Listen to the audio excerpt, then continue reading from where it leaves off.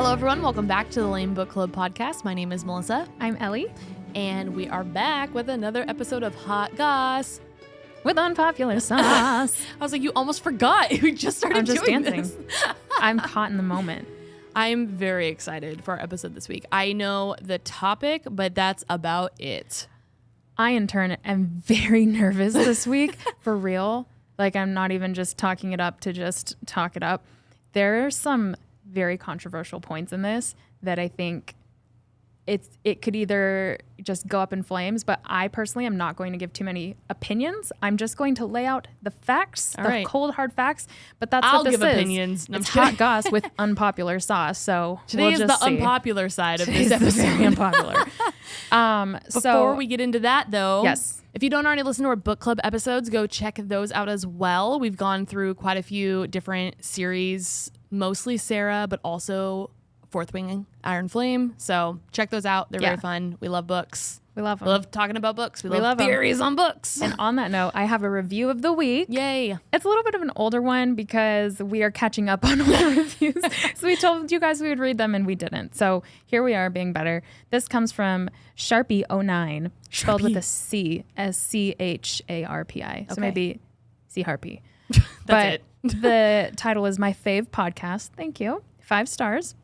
Found you guys a few weeks ago, and now you are my go-to. I have read many books, but do not have anyone to talk with about the books because I have so many thoughts and want to hear other people's. It's so fun hearing your opinions and your bantery jokes. Pride myself on that comment. I cannot stop listening and cannot wait what other books y'all talk about so that I can read along and have inspiration. The worst part is waiting for new episodes every week, and I love when there's an extra double episode to listen to. Well, you are in luck because we're going to have a lot. Yeah. A lot. We have a lot more ideas coming up. And then she says, P.S. I know you have probably read The Hunger Games, and I have too, many times, and it would be so fun if you could talk about that series. And the good news is, I think we're going to do something about that when Suzanne Collins' next book comes out. Yeah, I think leading up to it. Yeah, we haven't decided what, because I mean, that would be a lot to do the entire series and everything first, but we might do something. Well, we definitely want to do something leading up to the... Definitely have to have theories, at least a Hot Goss episode on what we think Haymitch's story is going to be. Oh, man. Because there's a lot alluding to it. I love that series. Yeah. It's like we grew up with it. I know. So thank you very much. That was a super fun review. I'm so glad. That was honestly like the whole point of us doing this. We realized like pretty much all we were talking about was ACOTAR while Ellie had already read him, but I was reading him for the first time. And I was like, there's no way we're the only ones who feel this way. So her review literally is the reason we even started this. Yeah. So, and just to be able to talk more consistently, which is and build the community and just have everyone to talk to. So join us in the Discord if you really want to talk with other people about our current book series. There's a link in our Instagram, which is at L.A.M.E Book Club Pod. It's the same. I'm sure we said it, but we'll say it again. Like, comment, and leave a review and subscribe. Yep. So with that being said, are you ready to start? I'm ready. I can tell you're nervous. I am nervous. I'll throw out the spoiler. I am going to reference quite a bit of Fourth Wing, Iron Flame, and Throne of Glass, but I don't know if I'm talking details to the point where it would ruin the book. So proceed with caution if you want to listen to this one. You haven't read those yet, but if you definitely have, you're definitely safe. Yeah. So here we go. Melissa. I'm ready. I'd like to start off this segment by quoting the great David Bowie. The great David Bowie. Please do. The only art I'll ever study is stuff that I can steal from. Ooh. Oh, baby. Let's talk about plagiarism. Oh, man. So that is the big bad word that makes every college student shiver in their timbers. Shiver in their boots. Have you ever heard of the book? It's called Steal Like an Artist. It's a short read written by Austin Kleon. I have not. So it's funny. They're like, he wrote, I think, 3 in this little series, but they're square. They're very tiny. They're like books almost that look like they're written for kids, but someone gifted them to me and I read them. It coincides a lot with art and design in our world. And so it's neat because it basically sums up that there's really no original thought. Yeah. Because everything, whether subconsciously or you're just like inspired, comes from something else. Yeah. So in this book, Cleon makes the point that nothing is completely original. Like I said, completely being the key word here. Yeah. All creative works build on what came before. Artists' jobs are to collect good ideas. The more good ideas they collect, the more they can be influenced by. Yeah. So he says that no one is born with a style or a voice. Interesting. Fair. I'd agree. Fair point. And I also think, like, I don't know if you're going to get into this or not, but people's style and voices change as they evolve and continue to grow. I'm not getting into that, so good point. Okay. We learn by pretending to be our heroes. We learn by copying. Yeah. And exactly what you said. Throughout high school, I like that girl's outfit. Guess what I'm wearing tomorrow? I have a same 4-year-old. outfit, different colors. I can co-sign that. They learn by copying. They learn by copying. So now this use of, quote, copying in this context is to practice. So don't hear me for what I'm not saying. Yeah. Plagiarism is bad. Yeah. Hear that, college students? Plagiarism is still bad. Plagiarism is trying to pass someone else's work off as your own. It's theft. Yes. Copying, however, is reverse engineering. Yeah. I'll pull one last quote from Cleon, and he says, if you just mimic the surface of somebody's work without understanding where they're coming from, your work will never be anything more than a knockoff. Ooh. Hard Great words value. to hear. Yeah.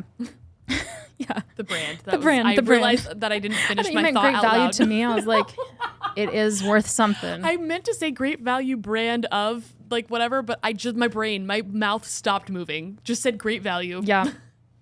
So in some cases, you honestly don't even know that you're copying. Yeah. I personally, working as a graphic designer, experienced that a lot. And here's one of my little stories. I came up with the best logo for a Connect team when I was working for my church back in the day. It was a C and an O in the word connect, and they were linked together to connect. Oh, almost no. the best way I can Like describe Chanel. it. No. Oh. But the best way I can describe it is almost Gucci. like an infinity sign. Okay. But not really. Like, it wasn't as tacky, okay? So I was so proud of this design. I did it. I'm a genius. I was I like I'm getting a raise. flung open the double doors, like Look be at in me. awe. Yeah. And I looked down to close out my Adobe app and noticed a little something on my taskbar. It was another Adobe app for Creative Cloud with the same exact logo that I had just created. And so my mind just subconsciously grabbed that and made me think that it was my own. Yeah. Jail. And So- also I'm going to Yeah. take a step back. I don't really know fashion, so I realized I don't think it's Chanel. I think it's Gucci, which is the one that it's like the belt.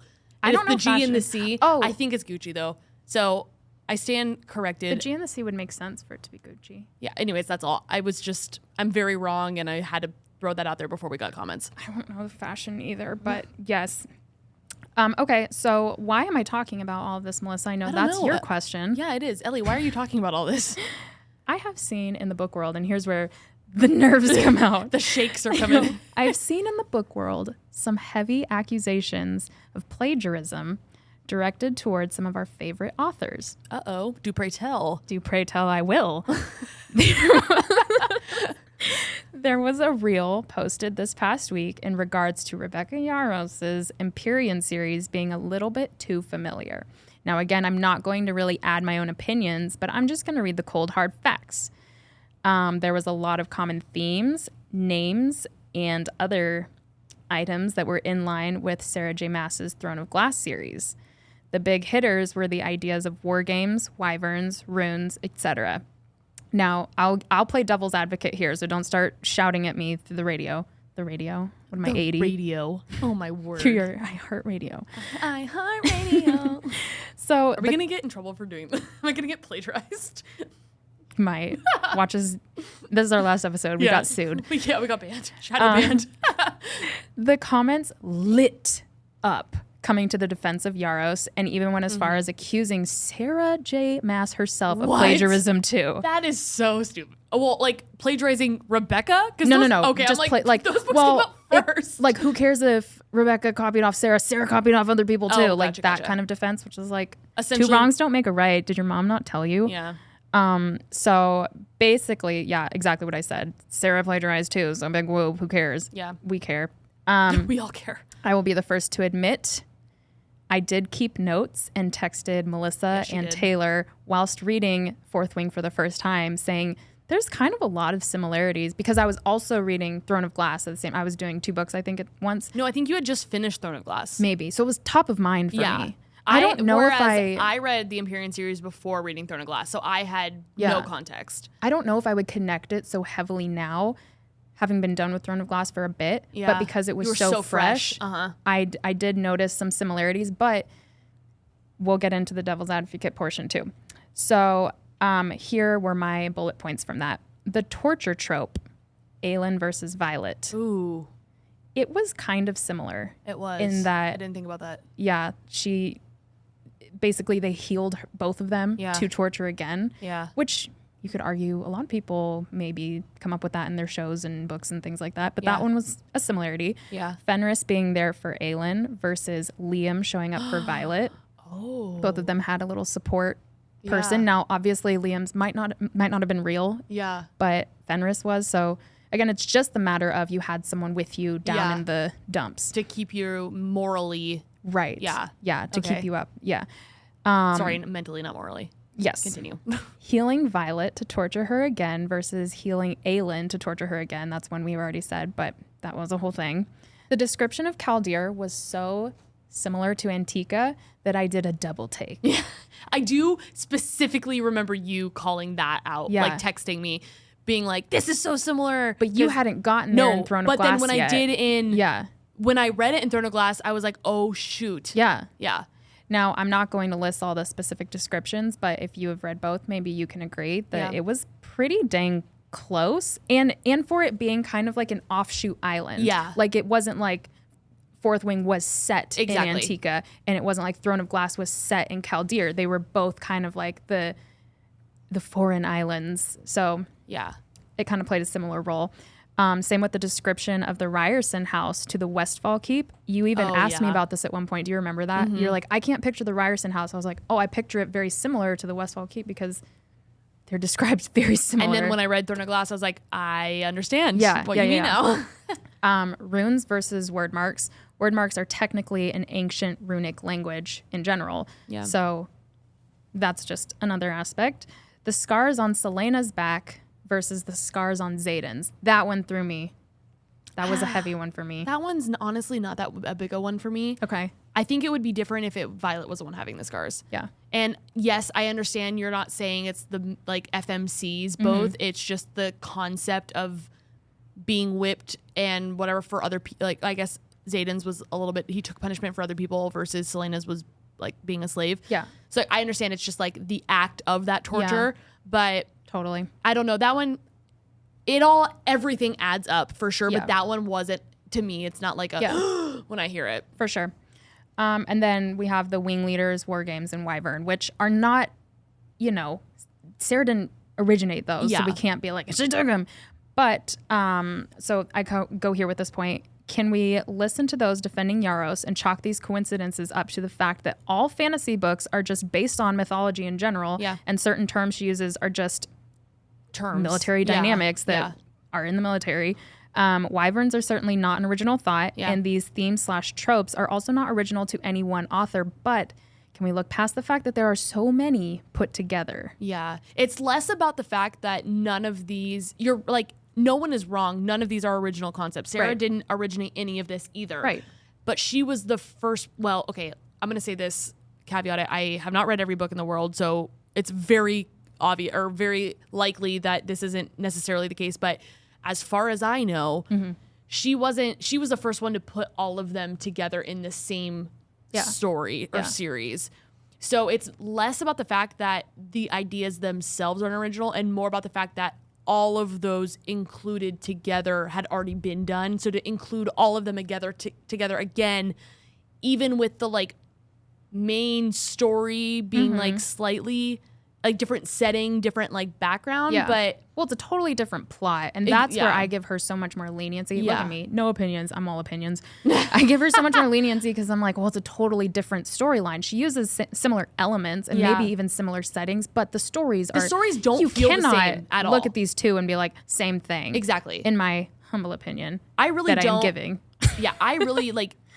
Other than the fact that like things were similar, like reference or whatever. To what you just said, the plots and storylines were so different. The settings were so different. Yeah. That even when I was reading Throne of Glass, I wasn't thinking about the Empyrean series at all. Right. Like, there's a lot of crossover, but it did not feel like a straight up ripoff to me. Well, and then jumping back to the point of, this might be too much copying. It's undeniable that Sarah's work is in the spotlight and authors are seeing, that works. Yeah. It's #1 bestseller for how long? Yeah. And so I'm not going to necessarily give my solid, concrete answer on do I think she took too much liberty to take a lot of these themes or not, but I will let you guys in the comments if you so choose, and I will listen to it and maybe agree and maybe not. I don't know. And that's me on wish-washy. I don't know. I think I stay, just to give an opinion since I said I was going to. I see both sides, honestly. I do think that it wasn't a coincidence that she pulled a lot of really similar themes from a really popular book series, one that she probably liked, whether it was, like we talked about in the beginning, subconscious or intentional. Right. Like I'm telling you right now, I know Rebecca's read all of these series and was inspired by them, whether she was trying to recreate it or just subconsciously absolutely was inspired by them. Who isn't? It's a fantastic series. Yes. It's a great series to be inspired by. So, but even some of the indie authors, we said, what got you into writing? Exactly. One of them said Sarah J. Maas's books. Yeah. Now, her books aren't anywhere like similar. They don't have similar elements other than maybe Faye. Yeah. But again, she's a Sarah huge inspiration. And we're seeing what's working. She didn't create Faye. Yeah, exactly. She's just using a theme that other people have I used did see as well. something, though, that said, what once was elves and trolls and orcs, like the Lord of the Rings things, that got really popular. So other books started writing about that. Now is Fae, wyverns, dragons. Yep. That's the new 1000% fad. So we're going to see a lot of books surrounding those elements. Totally and we agree. cannot all attribute them to Sarah did it, even though hers were probably the most successful at this point. Or the first crazy successful ones. Yeah. But no, you nailed it, 100%. Yep. And I'm curious to see what is going to be next then, because I know it'll be a while. I think that these are really popular. I'm not ready for them to end. Give me all the Fae. I'm going to keep reading every single Fae book I come drink across. enough. It's fine. But I'm curious what the next phase of it will be. If you're right, the elves and that was all really big for so long, and I still like those too. But dragons and Fae are hot right now, and that's all I want to read. Yes. The House of Dragon, Game of Thrones, they are capitalizing on making those into shows because the books were so popular. You know what I mean? Yeah. It's just absolutely, it's everywhere right now. And so. it's actually really funny you bring that up, because that segues right into my next point. Excellent. So I'm also going to bring up some heavy accusations thrown out about SJM's work. Oh, geez. Oh, yeah. Here we go. Oh, here we go. So the largest two being the idea that SJM quote unquote plagiarized or took major themes from Throne of Glass from Game of Thrones, and the other being that she plagiarized or took major themes from ACOTAR from Anne Bishop's Black Jewel series. Have you ever heard that? I have not. Here we go. We'll start with the Throne of Glass, Game of Thrones comparison.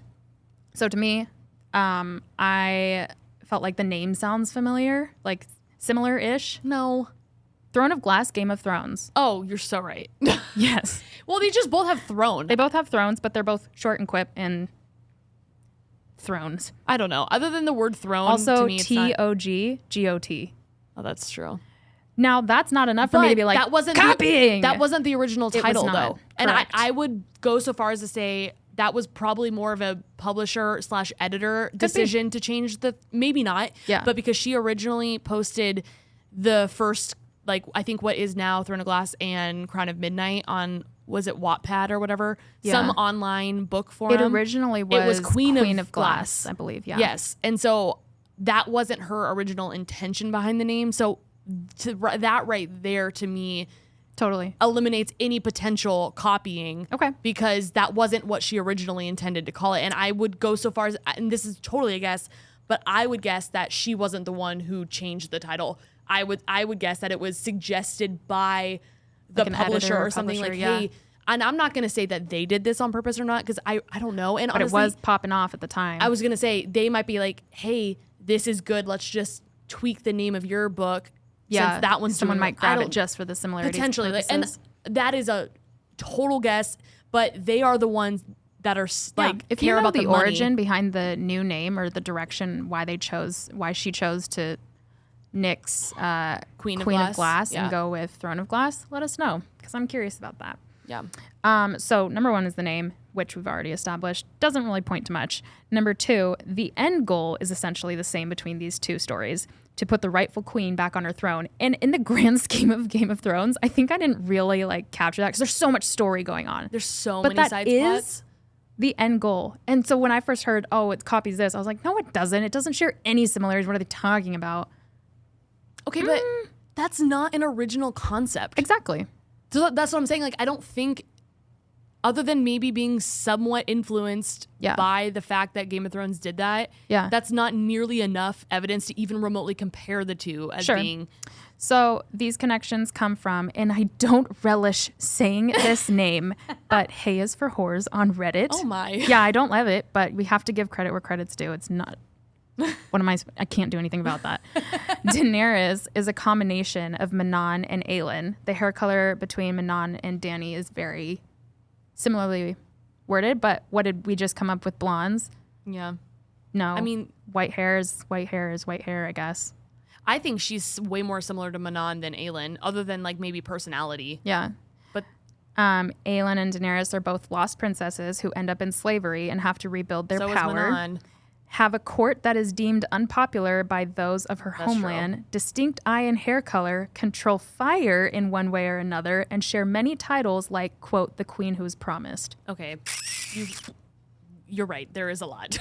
There are a lot of similarities there. Hey, I can't deny that one. I mean, I don't want it. But here's also me as a reader / watcher of TV. I did read the first Game of Thrones book.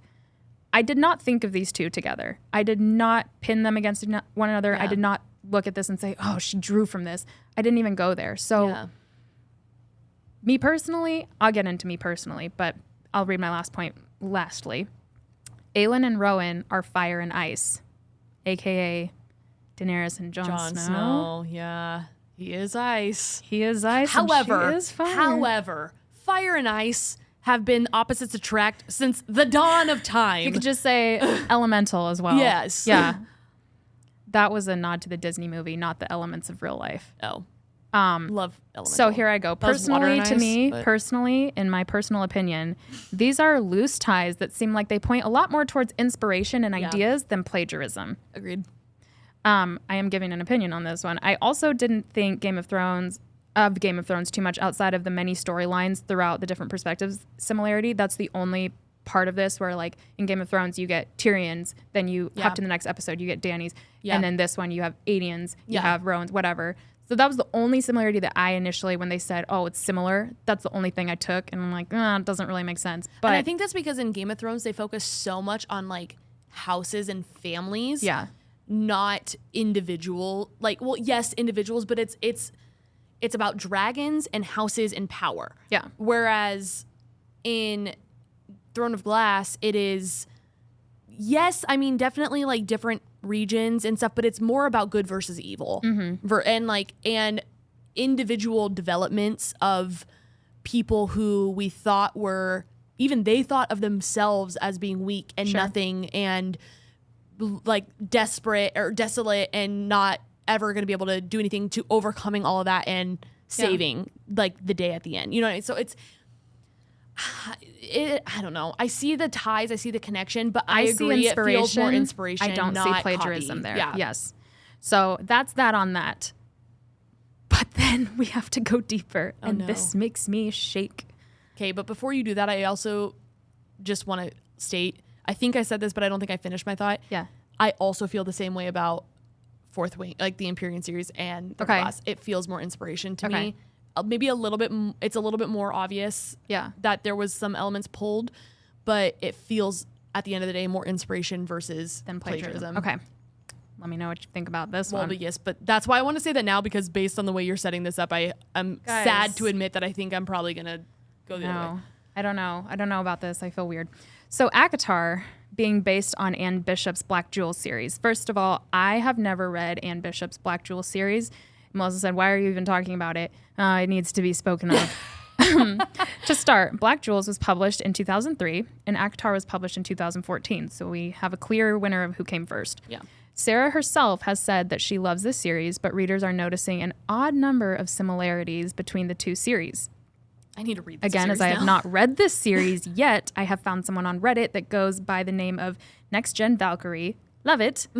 That pointed out the similarities that they saw. And let me just say that when I saw these, my stomach actually dropped. Oh, no. And I'm not going to get into every similarity that they noted to give you some incentive to check out their Reddit post that summarizes everything.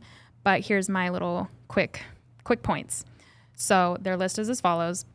Number 1, there is literally a character called Prithian, and it's spelled exactly the same. Not okay. Lightweight, no reaction. Lightweight. Number 2, there are High Lords. Okay. Number 3, there is an evil queen who has taken over the kingdom and enslaves powerful, quote, males to be her sex slaves. Oh, yikes.